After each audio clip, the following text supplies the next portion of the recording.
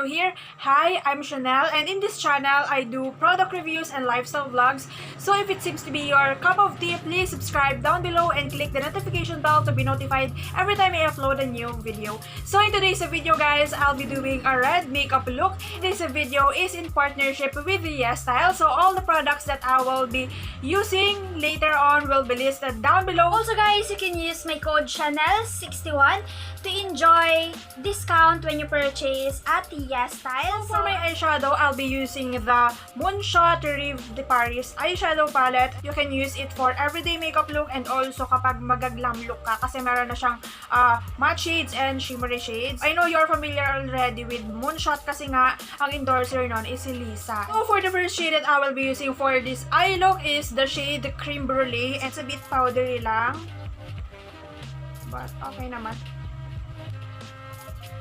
Wow, okay.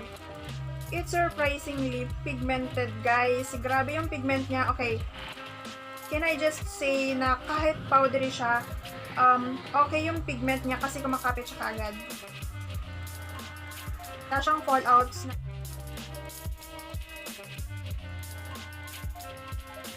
After that, I will be using the shade Antique Boutique.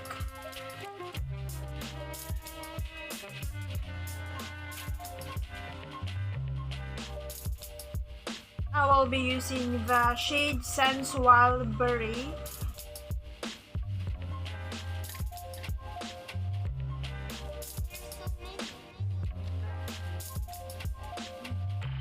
And I'll be using the shade Dark Rose, which is yung pinaka-dark dito.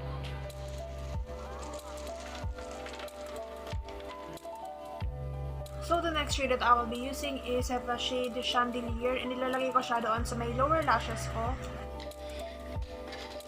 Yung shimmer na nilagay ko sa aking under eyes, papatungan ko ulit siya ng shimmer. Gagamitin ko today is yung Peach Sea Champagne Eye Glitter, and I'm in the shade Rose Coral. I'll be putting a little bit on my under eye. After ko maglagay ng aking eye glitter, sunod naman natin gagawin is maglalagay ako ng aking eyeliner. I'll be using the MACQUEEN New York Waterproof Pencil Gel Liner in the shade number 06. Classic Heroine. Sobrang dami niyong pagpipilian ng shade nitong gel liner kasi hindi lang siya nagsistick from brown or black. Multi-use product na siya kasi pwede siyang gawing eyeliner, pwede rin siyang gawing eyeshadow stick. Hindi ako gagawa ng usual kong ginagawa na winged eyeliner kasi ang gagawin ko ngayon is magta-tight line lang ako. Bukod sa pigmented siya, sobrang dali niya lang gamitin and sobrang daling i-glide and lumalabas ka agad yung pigment niya dahil nga sobrang soft lang nung tip nung gel liner. After that, I'm going to curl my lashes. I'm going to apply my mascara first and also on my lower lashes to make my lashes look fuller. Next, I'm going to fix my brows first so later on I won't be having a hard time filling in my brows. For this look, I'm going to make my brows define and intense. For taming my brows, I'm using tinted brow soap and brush it upwards. Now for my base, I'm going to apply a thin layer of foundation using a damp beauty blender. Next is I'm going to sculpt my face, but I wanted to make it look natural, so I'll be using the damp beauty blender that I used earlier and blend it really well.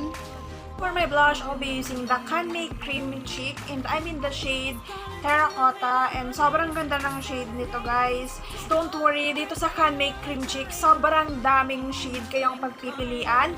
Sobrang liit niya lang but panalong-panalo siya.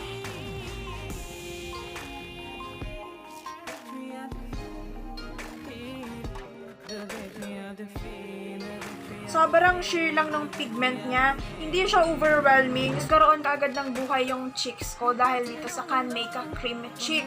But guys, bilisan nyo lang yung pag-add to cart nyo kasi nga, nung nag-check ako sa Yesstyle, kakaunti na lang yung mga shades. Halos yung mga magagandang shades sold out. So kung plano mong bumili nitong Canmake Cream Cheek, I suggest na bilis-bilisan mo na sis. Kasi nga, yung mga magagandang shade, lahat out of stock. So talagang hinuhoard siya ng mga consumer consumers dahil nga maganda yung formula nitong product na to. And hindi siya nagda-transfer sa finger ko, which is good kasi nagda-transfer lang siya sa cheeks ko. Grabe, ngayon ko lang to na-try guys, first impression. Maganda yung lapat niya sa skin ko. Ma-recommend ko to sa inyo kasi nga sobrang ganda niya and kita nyo naman yung skin ko parang nagkaroon ng glowing effect nung nalagay ko siya. And ayun, sobrang ganda niya lang talaga as in yung parang may glowing effect. Oh my gosh! Canmake. Ngayon lang ako nakapag-try ng products from Canmake. And hindi ako binigo nitong cream cheek na to ha. Sobrang ganda niya. And yes girl, this look won't be completed without falsies. I'm setting some part of my face with a powder but not too much so my skin won't get dry. For the lips, I'll be using Romand Zero Velvet Tint in the shade Witty. I super love the formula of this Zero Velvet Tint because sobrang dreamy ng texture niya, as in sobrang lambot niya sa labi.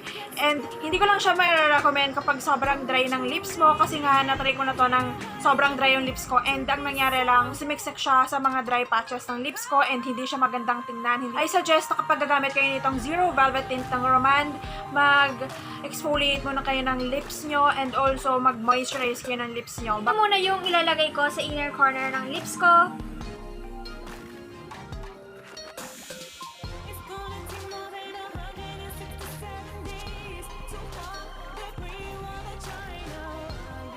Meron siyang blurring effect. Napaka-effortless niyang gamitin guys. Although hindi to long lasting kasi nga hindi siya matte finish.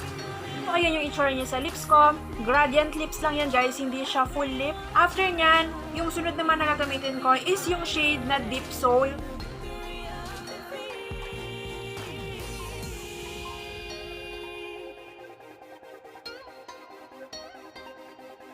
In-overline ko lang yung lips ko nitong Deep Soul. So, I'm finally back. So, here's my final red makeup look.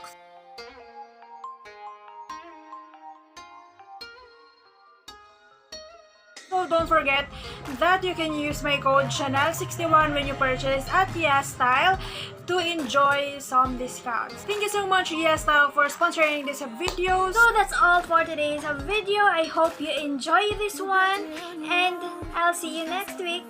Bye!